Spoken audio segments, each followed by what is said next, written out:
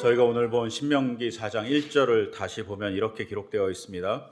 이스라엘 자손 여러분, 지금 내가 당신들에게 가르쳐준 규례와 법도를 귀담아 듣고 그대로 지키십시오. 그러면 당신들이 살아서 주 당신들 조상의 하나님이 당신들에게 주시는 땅에 들어가서 그것을 차지하게 될 것입니다. 이렇게 말하고 있습니다.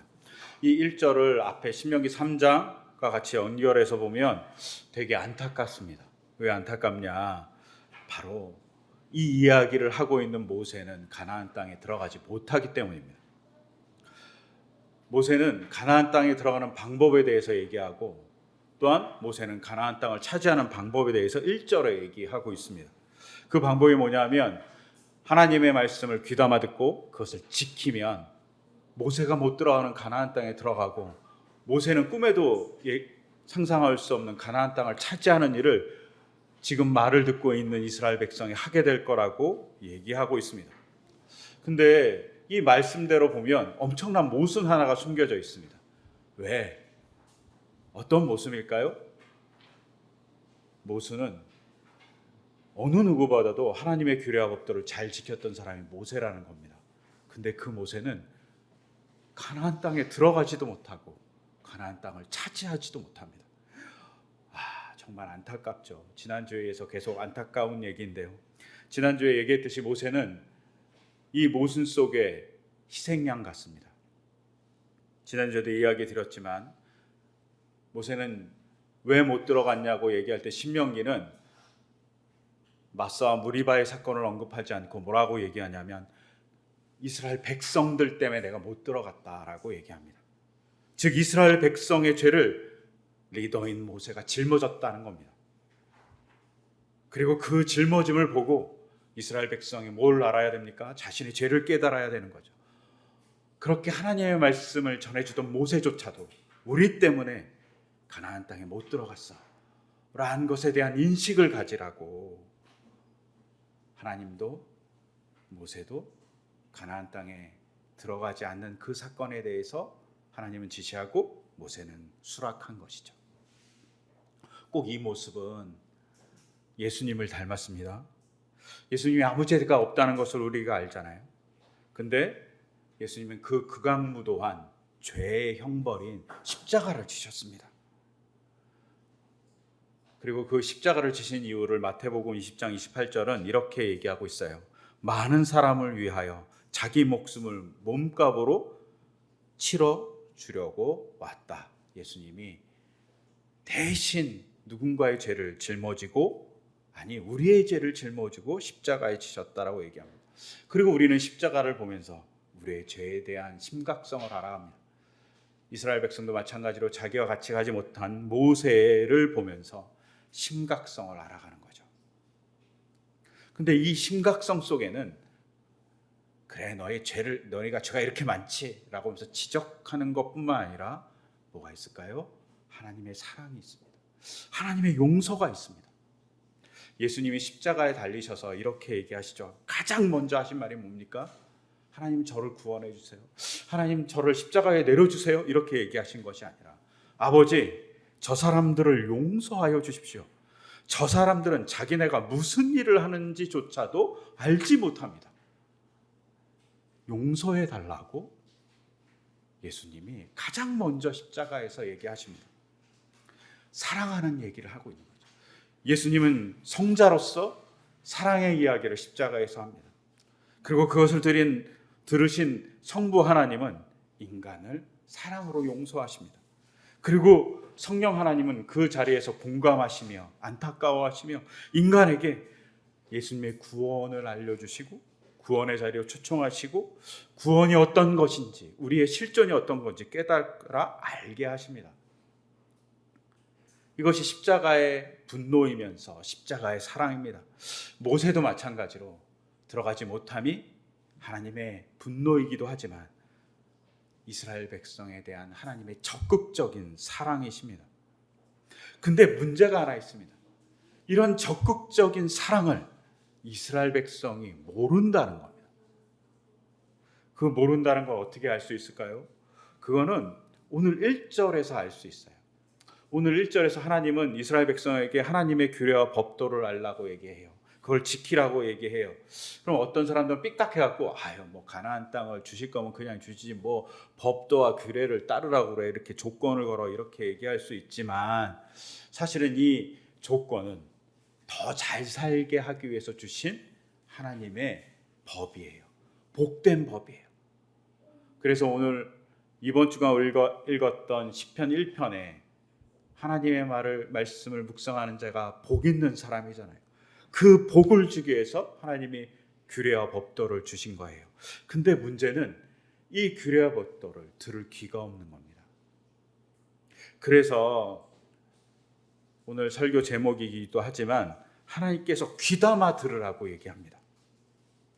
근데 우리 성경은 첫 번째 동사가 가르쳐주는 규례와 법도 이렇게 써 있잖아요. 가르쳐주는 일에 가르치다라는 동사가 첫 번째 동사이지만 히브리어 어순을 보면 히브리어 동사 어순은 첫 번째는 들어라가 귀담아 들어라 라는 말이 첫 번째 단어입니다. 이 귀담아 들어라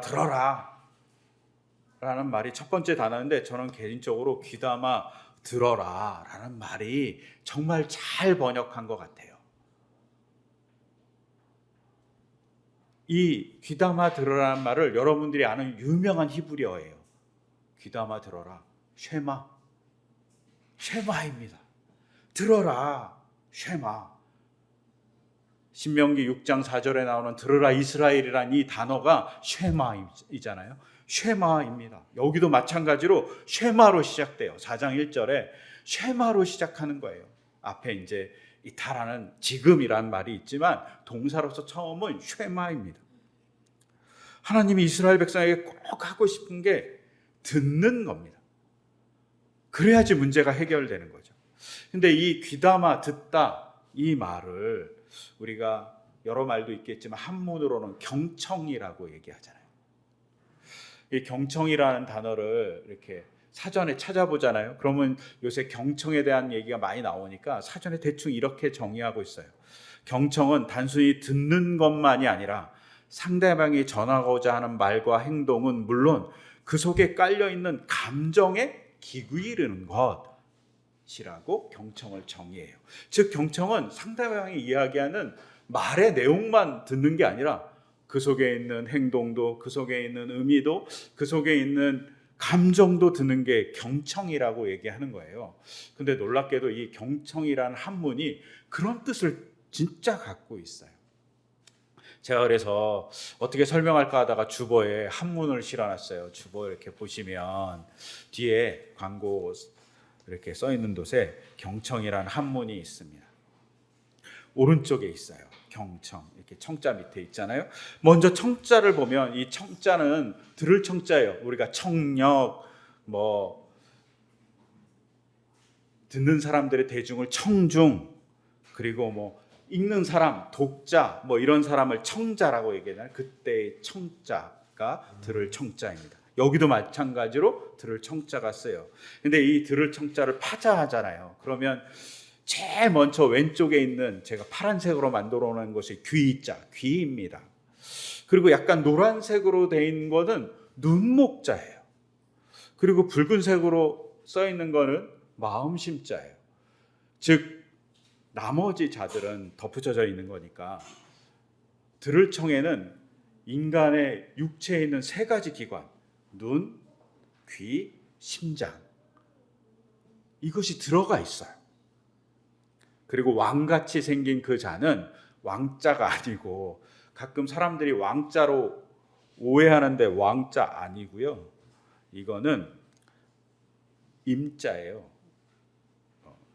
사람을 나타내는 임자, 천간 임자라고 해서 사람을 나타내요. 그러니까 무슨 뜻일까요? 귀와 눈 그리고 마음으로 듣는 사람을 뜻할 때 청자를 쓰는 겁니다. 근데 마음으로 듣는 게 뭘까요? 정말 감정을 듣는 것을 말해요. 심장으로 듣는다는 말은. 즉 청자는 진짜 조금 전에 경청이라는 단어를 해석한 것 같이 똑같은 이야기입니다. 정말 한문을 만들었던 사람들이 놀라운 이야기를 하고 있는 거죠. 듣는 거는 귀로만 듣는 것이 아니라 눈으로도 들어야 되고 마음으로도 들어야 됩니다. 그것이 진짜 듣는 겁니다 라고 얘기한 겁니다. 청자를 만든 사람들이 정말 놀랍다고 생각돼요. 근데 여기에 경자가 앞에 붙었어요. 경자는 뭐 경사할 때 경자잖아요. 기울어져 있다 이런 뜻이에요. 즉 듣고자 하는 자에게 기울어져서 듣는 것, 이것이 경청입니다. 즉 귀담아 듣는 것을 경청이라고 했을 때 우리가 어떻게 해야 됩니까? 하나님께 기울어져서, 아니면 혹은 하나님을 향해서 하나님을 보고 하나님의 목소리를 듣고 하나님에게 마음을 쏟아서 듣는 것, 그것이 귀담아 듣는 것, 경청이라는 의미하고 상통할 거라고 생각해요. 근데 이스라엘 백성이 이걸 못했던 겁니다. 이스라엘 백성이 이걸 못한 사건들이 많이 존재합니다. 그 중에 하나, 예수님께서 십자가에 달리셨어요.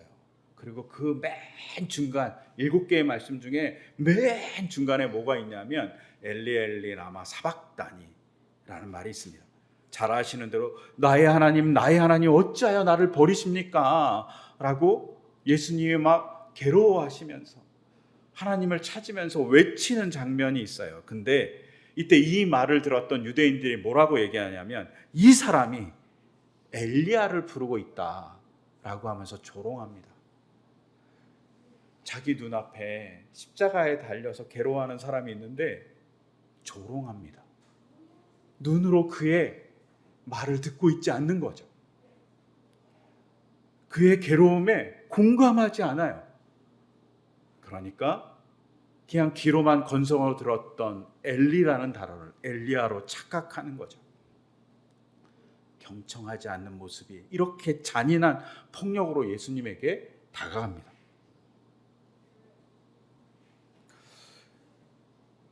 이것만 있겠습니까? 이 자리에 있는, 지금 신명기 4장의 자리에 있는 이스라엘 백성, 그들도 하나님의 이야기를 제대로 듣지 않았습니다.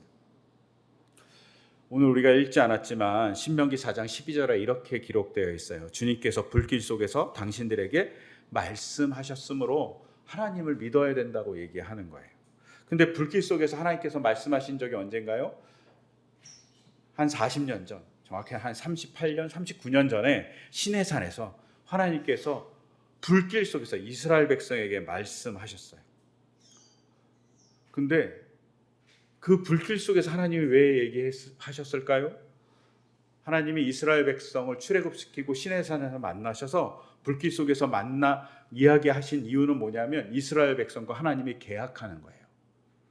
이스라엘 백성이 하나님의 어쩌면 신부가 되고 하나님은 신랑이 되는 사건이 벌어져서 계약식을 치르는 거예요. 꼭 결혼식에 신랑과 신부가 같이 들어가고 서로 혼인 계약을 하듯이 혼인식을 통해서 내가 이 사람과 결혼해요 하듯이 축제를 벌이고 있는 거예요. 그리고 즐거운 잔치를 벌이고 있는 거예요. 그런데 신랑의 하나님이 그것 때문에 너무 기뻐요. 근데 신부인 이스라엘 사람들이 이런 계약을 체결하면서 뭐 계약을 체결해, 뭐 이렇게 시끄럽고 지겹고 막 이렇게 요란해 막 그러면서 막 울고 뭐 딴지를 막 거는 거예요. 그게 계약을 체결하는 당시에 나옵니다. 출애굽기 20장 18절부터 19절을 보면 이렇게 기록되어 있어요. 온 백성이 청둥 소리와 번개와 나팔 소리를 듣고 산의 연기를 보았다. 백성은 그것을 보고 두려워 떨며 멀찍이 물러섰다. 그들은 모세에게 말하였다. 어른께서 우리에게 말씀하십시오. 우리가 듣겠습니다. 하나님이 직접 우리에게 말씀하시면 우리는 죽습니다 라고 얘기해요. 이게 언제냐? 하나님께서 십계명을 이스라엘 백성에게 얘기하고 막 계약을 체결하려고 하는데 이스라엘 사람들이 그것 때문에 너무 시끄럽고 너무 무섭고 떨려서 우리는 멀찍이 도망가겠어요. 대신 모세 당신이 들으세요. 당신이 듣고 우리한테 얘기해 주세요. 결혼식 당사자인 이스라엘 백성 신부가 도망가 버린 거예요. 어처구니 없는 일이 벌어진 거죠. 하나님은 너무 기뻐서 시내산 꼭대기에서 불꽃으로 기쁨의 사랑으로 막 나타나고 있는데 이스라엘 백성 그걸 볼 눈도 없고 들을 귀도 없었던 거죠. 그래서 하나님을 저버립니다. 왜 이럴까요? 그들의 선입견, 그들이 생각하는 하나님, 그들이 마음대로 하고 싶었던 하나님에 대한 이야기가 있었기 때문입니다. 이스라엘 문화에 이집트 문화의 습관이 있었고 그 습관대로 하나님을 보니까 하나님을 제대로 볼 수 없었던 거죠. 하나님의 기쁨을 그들은 공포로 해석합니다. 하나님이 기뻐서 십계명을 얘기할 때 그걸 귀담지 않아서 그들이 한 일이 뭡니까? 십계명을 듣고 나서 바로 우상을 만든 거예요. 제대로 듣지 않으니까. 금송아지를 만들고 신의 받침대를 만들어서 자기 마음대로 뭔가 하려고 했던 것이 이스라엘 백성의 모습입니다. 즉 이스라엘 백성은 잘 듣지 않았던 겁니다. 여기서 우리 자신에게도 물어봐야죠. 우리는 하나님의 이야기를 제대로 잘 듣고 있나요? 귀담아 듣고 있나요? 링컨이라는 대통령이 되게 유명하잖아요. 링컨이라는 대통령이 이런 말을 했습니다. 대화의 3분의 1을 상대방과 그가 하는 말을 생각하는 데 쓴다. 대화의 3분의 1을 상대방의 말을 듣고 그 말을 생각하는 데 쓴다 라고 링컨이 얘기합니다. 자기가 더 말을 많이 할 사람이 대통령인 링컨일 수 있는데 그는 말하는 것보다는 듣는 거에 3분의 1을 썼다는 겁니다. 근데 우리는 하나님에게 그렇게 듣는 것에 쓰고 있나요? 기도를 하라 그러면 우리 얘기를 해요. 말씀을 읽으라 그러면 자기가 읽고 싶은 것만 읽어요. 이게 우리의 모습입니다. 이스라엘 백성도 그랬다니까요. 그러니까 하나님이 가장 먼저 이스라엘 백성이 가나안 땅을 차지하고 들어갈 수 있는 방법으로 이야기한 게 나의 말을 귀담아 들어라 라는 말씀입니다. 귀담아 들을 때 우리가 변할 수 있습니다. 귀담아 들을 때 이스라엘 백성은 하나님의 사랑과 온유를 만날 수 있습니다. 모세가 이렇게 얘기하는 것이 사랑과 온유였구나. 모세가 이렇게 얘기하는 게 하나님의 사랑과 온유였구나. 모세가 이렇게 얘기하는 게 모세의 희생이고 모세의 인내였구나. 하나님이 이렇게 얘기하는 게 모세를 희생시키고 우리를 참아주시는 인내였구나 하는 것을 보게 될 수 있습니다. 듣게 될 수 있습니다. 귀담아 들어야죠. 그러기 위해서는 하나님을 향해서 우리의 눈을 고정하고 하나님께 우리의 귀를 열고 하나님의 마음에 공감할 줄 알아야 됩니다. 근데 우리는 공감하지 않고 우리의 이익을 챙기기가 더 바쁩니다. 그러니까 왜곡이 발생합니다. 즉 귀담아 들으란 얘기는 이스라엘 백성을 위한 간절한 호소입니다. 그러면서 그 귀담아 들으란 얘기 속에는 뭐가 있을까요? 내가 이렇게 사랑하는 것을 좀 보아줘 라고 얘기하는 하나님의 이야기입니다. 하나님의 간절한 호소이죠. 우리가 막 연애하잖아요. 그럼 예쁘게 옷을 입고 나가잖아요. 그럼 그것을 알아봐 주는 것이 상대편의 서로의 관계잖아요. 하나님이 막 사랑의 얘기를 하고 있는데 딴 얘기를 하고 있어요. 하나님이 사랑의 얘기로 막 다가오는데 나 막 도망가. 그러면 안 된다는 거죠. 제발 귀담아 들어줘 라고 얘기하는 겁니다. 근데 그것을 귀담아 들을 때 어떻게 되냐에 대해서 오늘 보면 6절이 얘기합니다. 당신들은 이 규례와 법도를 지키십시오. 그러면 여러 민족이 당신들이 지혜롭고 슬기롭다는 것을 알게 될 겁니다. 하나님이 법도를 주시는 것은 그냥 지겨운 것을 준 게 아니라 지혜롭고 슬기로운 것을 알게 될 거라고 얘기합니다. 더불어서 뭐라고 얘기합니까? 이것 때문에 너희는 위대한 민족이 될 거라고 얘기합니다. 히브리어는 큰 민족이 된다고 쓰여 있어요. 근데 새 번역은 위대한 민족으로 번역했어요. 새 번역이 참 잘 번역했다고 생각해요. 우리가 위대해지는 것은 바로 하나님의 말씀을 잘 경청하고 그 다음에 그 말씀을 지키기 위해서 노력하는 겁니다. 근데 이렇게 막 이런 경청에 하나님의 말씀을 지키고 하나님의 말씀을 지킴으로 해서 너희가 땅을 차지하게 될 거야 막 이렇게 막 얘기하다 갑자기 7절에서 정말 이상한 얘기를 뜬금없이 합니다. 뭐라고 얘기하냐? 주 우리 하나님은 우리가 기도할 때마다 우리 가까이 계시는 분이십니다. 이게 뭔 난데없이 갑자기 딴 곳으로 가는 이야기일까요? 갑자기 막 열심히 내 얘기를 들어 귀담아 듣고 그것을 지키고 그것을 실행해 막 얘기하던 분이 갑자기 우리 하나님은 우리가 기도할 때마다 우리 옆에 계신 하나님이에요 라고 얘기하는 거예요. 여기서 정말 뜬금없습니다. 근데 여기서 기도한다는 것은 지난주에도 얘기했던 것 같은데 간청한다는 이야기가 아니라 또 기도한다는 일반적인 말인 팔라가 아니라 여기는 카라라는 단어가 써 있어요. 카라라는 말은 뭐냐면 너 부르다라는 뜻이에요. 누군가의 이름보다는 이렇게 부르다, 전화하다 뭐 이런 거 비슷한 콜이라는 뜻이에요. 아니면 소리치다. 우리가 사우팅 하잖아요. 사우팅, 소리치다 뭐 이런 뜻이에요.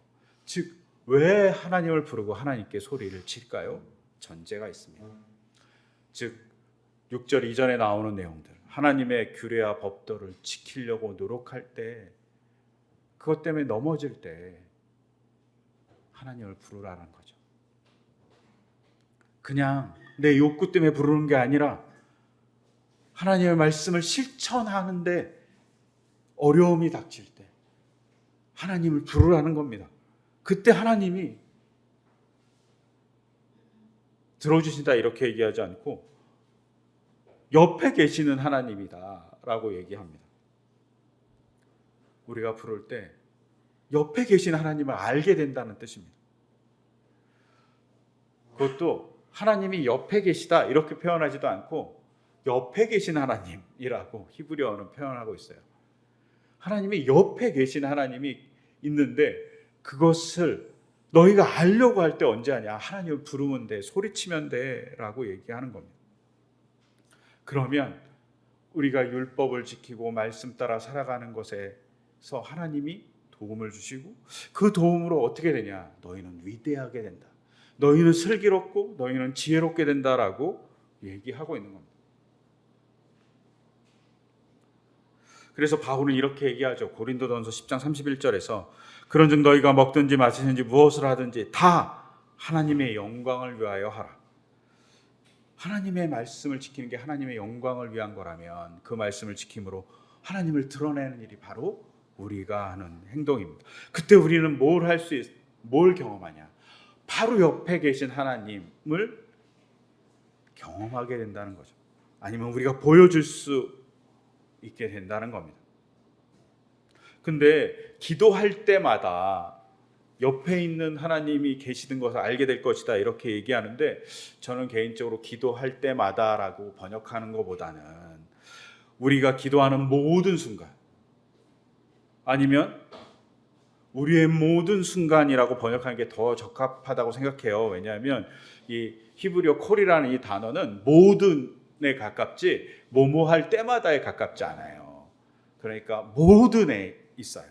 모든 순간에 우리가 하나님의 말씀을 따라 살고자 하면서 하나님을 부르면 하나님이 옆에 있음을 보게 될 거라고 얘기하는 겁니다. 그래서 그것을 너희가 보지 않았냐라고 얘기하면서 우리가 신명기 4장 4절에 이렇게 얘기하잖아요. 주 당신들의 하나님을 충실하게 따른 당신들은 오늘까지 모두 살아 있습니다. 바알 부월에서 하나님을 떠났던 사람, 하나님의 법도를 지키지 않은 사람들은 모두 죽었는데 보십시오. 당신들은 바알 부월에서 하나님을 따름으로 충실함으로 여기 다 살아있잖아요. 하나님 옆에 계심을 경험했잖아요. 라고 모세가 얘기합니다. 그것을 지키면 어떻게 된다? 가나안 땅에 가서도 가나안 땅을 차지할 수 있게 된다고 얘기합니다. 여기에 중요합니다. 모세는 가나안 땅을 차지하는 방법을 전술로 혹은 뛰어난 과학기술로 경제력으로 군사력으로 이길 수 있다라고 얘기하지 않아요. 가나안 땅을 차지하는 방법은 하나님의 말씀을 지킴에 있다고 얘기합니다. 여기서 우리에게 질문해야 돼요. 우리는 하나님의 말씀을 지키나요? 모세는 충격적인 얘기를 해요. 하나님 말씀을 더하거나 빼지도 말라고 얘기해요. 근데 우리는 이 정도는 지킬 수 있어, 이렇게 얘기합니다. 저거는 지킬 수 없어, 말도 안 되는 거야, 뭐 이런 것도 있잖아요. 저도 그렇게 생각하는 거 많이 있거든요. 근데 말씀을 온전히 지키려고 노력할 때 하나님 주시는 가나안 땅을 차지하게 될 거라고 얘기합니다. 전쟁으로 차지하는 게 아닙니다. 전에도 얘기했지만 차지한다는 것이 정복한다는 의미도 있지만 그 사람들을 소유한다는 의미도 있습니다. 가나안 땅의 백성을 하나님의 백성으로 소유하는 일이 어떻게 일어나겠습니까? 바로 이스라엘 백성이 하나님의 말씀을 실천하는 것을 보여주면서 이게 진짜 지혜구나, 이게 진짜 슬기로운 방법이구나 라는 것을 이방 사람들이 깨달음으로 하나님의 위대함을 경험하게 하는 것, 그것이 이스라엘 사람들이 하는 일입니다. 해야 될 일입니다. 그리고 그 일을 바로 우리가 해야 된다고 성경은 얘기합니다. 그런 일을 하기 위해서 우리가 어떻게 해야 될까요? 하나님의 말씀을 경청하는 귀를 열어야 됩니다. 그러기 위해서 우리의 마음을 좀 하나님께 많이 방향을 틀어놔야 되죠. 그래야지만 들을 수 있습니다. 경청한다는 게 뭡니까? 경청할 때 중요한 자세가 있잖아요. 첫째, 선입견을 버려야 됩니다. 둘째는 그 사람이 이야기하는 것을 잘 듣기 위해서 그 사람에게 향하고 있어야죠. 우리가 가끔 아이들이 막 얘기할 때 어떻게 합니까? 그냥 귀로만 들어요. 근데 아이들의 모습을 보지 않을 때가 있죠. 아이들도 엄마가 얘기할 때 자기가 좀 귀찮으면 어떻게 하죠? 딴 데 보고 있습니다. 이건 경청이 아니죠. 말하는 자를 제대로 보고, 저도 잘 못하지만 제대로 보고 그 말을 듣는 것, 그것이 경청이라고 우리가 배웁니다. 근데 우리도 하나님께 그래야 된다. 근데 우리는 우리의 얘기만 해요. 그게 아니라 하나님의 이야기를 들어야 됩니다. 그래서 큐티라는 것도 있잖아요. 왜 조용한 시간입니까? 콰이어 타임. 하나님 이야기를 들으려고 조용해야죠. 근데 막 우리는 우리 얘기만 하고 우리의 삶만 살려고 얘기해요. 하나님의 이야기를 진지하게 듣는 우리의 삶의 자세가 중요합니다. 그럼 우리의 삶의 모습을 갖기를 소망해요. 그러면 교회가 교회될 것입니다. 그때 하나님의 역사를 우리가 나타내는 위대한 하나님의 백성이 될 겁니다. 하나님의 말씀으로 조금 더 도전해가는 교회가 되기를 소망해요. 그렇게 될 때 하나님의 놀라운 역사를 우리가 드러내는 하나님의 통로가 될 거라고 믿습니다. 그런 통로가 되기를 소망하며 이 시간 같이 기도드리겠습니다. 하나님, 우리가 하나님의 말씀을 잘 듣는 사람이기를 소망합니다. 먼저 우리의 귀를 열어주셔서 하나님의 말씀을 듣고 또 우리의 방향성을 하나님께 향하고 하나님의 뜻이 우리에게 들어올 때 또 그것을 행할 수 있는 용기를 또 허락하여 주시옵소서. 그를 통해서 하나님의 역사를 증거하는 우리 삶이 될 수 있도록 인도하여 주시옵소서.